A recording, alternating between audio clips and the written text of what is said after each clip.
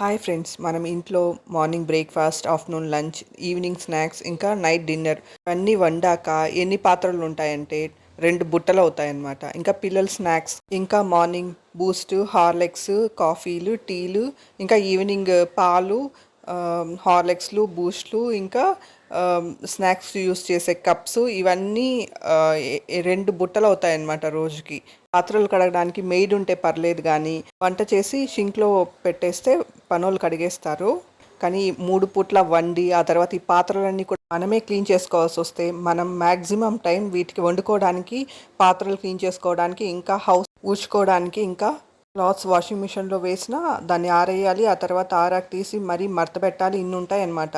పెళ్లి తర్వాత ఏదైనా మనం సాధించాలనుకున్న ఇవన్నీ కంప్లీట్ చేశాకే మిగిలిన కొంచెం టైం మాత్రం మనం సక్సెస్ఫుల్గా యూస్ చేసుకోవచ్చు. అదే పెళ్ళికి ముందు అయితే మీకు టోటల్ టైం మీకు సేవ్ అవుతుంది. దీన్ని మీ గోల్స్కి యూస్ చేయొచ్చు అనమాట. Thank you for watching my video. Thank you.